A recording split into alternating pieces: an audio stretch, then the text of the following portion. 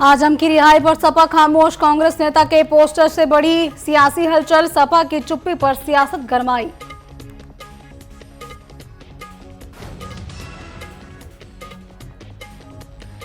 दीपक गुप्ता हत्याकांड का आरोपी जुबैर रामपुर एनकाउंटर में मारा गया, गोरखपुर हत्याकांड का आरोपी था फरार।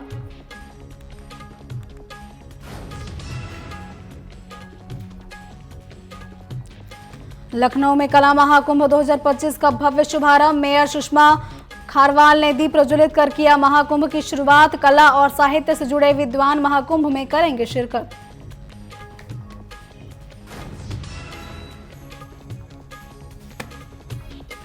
हमीरपुर में बस ट्रक की भिड़ंत, एक की मौत, 14 लोग घायल, 2 की हालत गंभीर, कानपुर किया गया रेफर, पुलिस ने शुरू किया रेस्क्यू।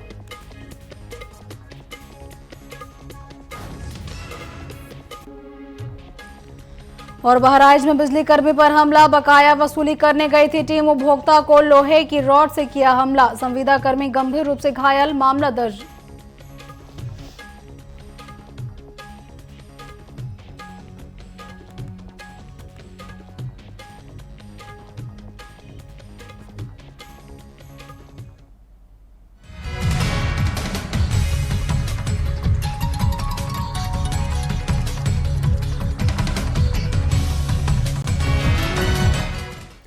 नमस्कार, बहुत स्वागत है आपका न्यूज अपडेट में। मैं हूं आपके साथ कमलेश्वरी। बुलेटिन की शुरुआत करेंगे खबरों के साथ। और लखनऊ में समाजवादी पार्टी कार्यालय के बाहर आजम खान की रिहाई का कोई भी पोस्टर या होर्डिंग नहीं दिखाई दे रहे हैं, जिससे सियासी हलचल तेज हो गई है। वहीं कांग्रेस विधिक प्रकोष्ठ के कोऑर्डिनेटर हेड आसिफ रिजवी ने होर्डिंग्स लगाकर आजम खान को रिहाई की बधाई दी।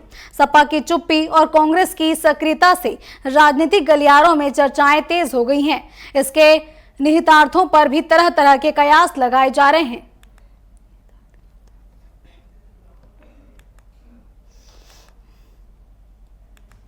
बरेली में मुख्यमंत्री योगी आदित्यनाथ ने कहा कि मौलाना भूल गया कि राज्य में सत्ता किसकी है, व्यवस्था को रोकने की कोशिश बेकार रही। 2017 के बाद ना तो कर्फ्यू ना ही नाकाबंदी लगी। योगी ने यह भी कहा कि जो जाति और माफिया के नाम पर भड़काते थे, उनके लिए बुलडोजर और 1 डिस्ट्रिक्ट 1 प्रोडक्ट मेडिकल कॉलेज जैसे विकास प्रयास हैं। पेशेवर अपराधियों और दंगाइयों की सत्ता में तारीफ नहीं, बल्कि कानून का शासन है।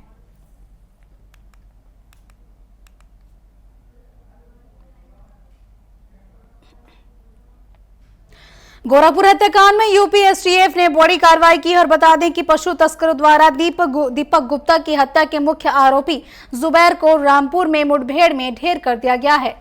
फरार चल रहे जुबैर की तलाश में एसटीएफ कई दिनों से जुटी थी। मुठभेड़ में जुबैर को गोली लगी और उसकी मौत हो गई। इस कार्रवाई से अपराधियों में डर का माहौल बना है और पुलिस की कार्रवाई की क्षमता पर भरोसा बढ़ा है।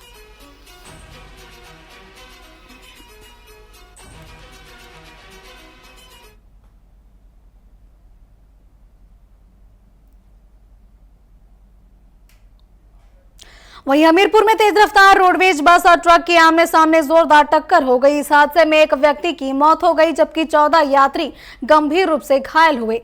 घायलों को एम्बुलेंस से नजदीकी अस्पताल में भर्ती कराया गया। 2 की हालत गंभीर होने पर उन्हें कानपुर रेफर किया गया। ट्रक चालक कैबिन में फंसा रहा। बता दें कि हमीरपुर डिपो बस नौगंवा से हमीरपुर जा रही थी और मौके पर पुलिस और स्थानीय लोग रेस्क्यू में जुटे हैं। बस और ट्रक के कैबिन के परखच्चे उड़ गए हैं।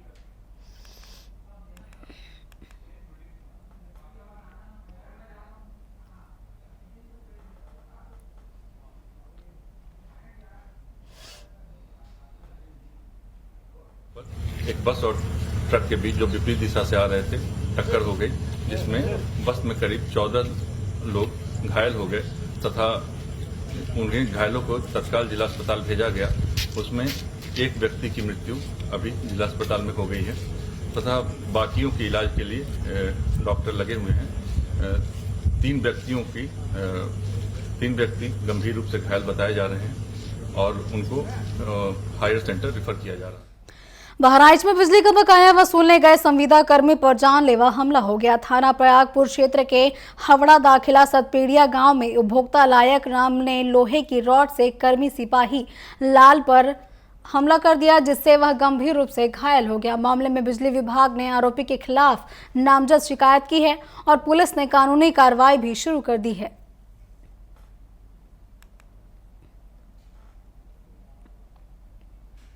लखनऊ के स्मृति उपवन में बृहस्पति वेलफेयर फाउंडेशन द्वारा कला महाकुंभ 2025 का शुभारंभ हुआ। लखनऊ मेयर सुषमा खारवाल ने दीप प्रज्वलित कर कार्यक्रम की शुरुआत की। महाकुंभ में 27-28 सितंबर को डांडिया नाइट का आयोजन होगा, जिसमें भोजपुरी सुपरस्टार अक्षरा सिंह भी शामिल होंगी। कार्यक्रम में पूरे प्रदेश के कला, साहित्य विद्वान और विदेशी उत्पाद के स्टॉल भी लगेंगे। यह आयोजन कला, संस्कृति और स्थानीय उत्पादों को बढ़ावा देने का अवसर प्रदान करेगा।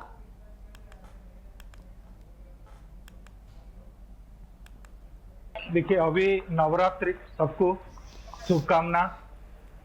कलाकार एक्चुअली लखनऊ इसलिए बहुत बड़ा इंपॉर्टेंट जगह है क्यों यहाँ पर सारे जो कलाकार बड़े बड़े महारथ, उनका इंप्रेशन यहीं पर है। हम चाहते हैं कि सारे कलाकार आके वहां थोड़ा स्पर्श करें, अभी भी उनका, क्योंकि वो पॉजिटिव वाइब्रेशन, उनका जो सोल है, क्योंकि यहीं से पूरा देश को ही कलाकारी में क्या किस तरीका होगा, क्या डिसीजन होगा, ज्यादातर बनारस और यूपी इसी बेल्ट में ही काम होता था। तो इसीलिए ये जगह का महत्व अलग है। हम चाहते हैं कि सारे कलाकार साथ में आए, साथ में बैठे, साथ में खाना खाए, साथ में डांस करे, साथ में पेंटिंग करे, साथ में स्कल्पचर, जो एक्चुअली जब साथ में बैठेंगे ना, एक पॉजिटिव वाइब्रेशन क्रिएट होता है। वहीं उन्नाव से एक दुखद खबर सामने आई है। यह लखनऊ आगरा एक्सप्रेसवे पर एक तेज रफ्तार कार ने यूपीटा के 4 कर्मचारियों को रौंद दिया। हादसा एक्सप्रेसवे के 258 माइलस्टोन के पास थाना बेहटा गुजावर क्षेत्र में हुआ। सभी चारों मजदूर जो रोड में काम में लगे हुए थे, उन सभी की मौके पर ही मौत हो गई। पुलिस ने घटनास्थल का निरीक्षण कर शवों को कब्जे में लेकर आवश्यक कार्रवाई शुरू कर दी है।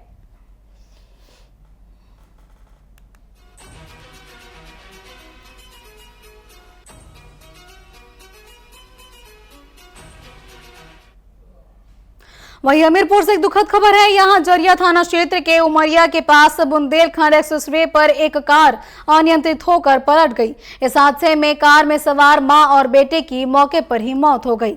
मृतकों की पहचान तलविंदर उर्फ अमन बाजवा और उसकी मां रूप रानी बाजवा के रूप में हुई है। पुलिस ने घटनास्थल का निरीक्षण कर शवों को कब्जे में लेकर आवश्यक वैधानिक कार्रवाई शुरू कर दी है।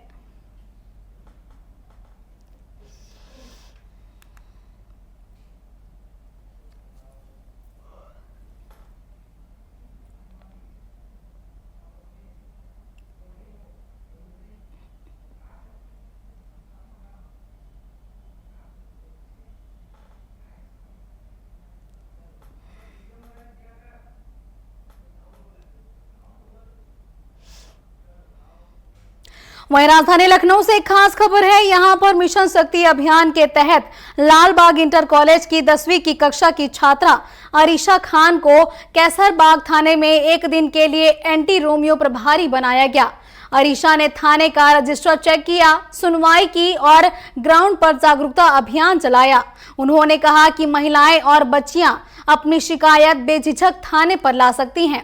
मौके पर डीसीपी धनंजय कुशवाहा ने अभियान की अहमियता बताते हुए कहा कि यह महिलाओं और बच्चियों की सुरक्षा सुनिश्चित करता है।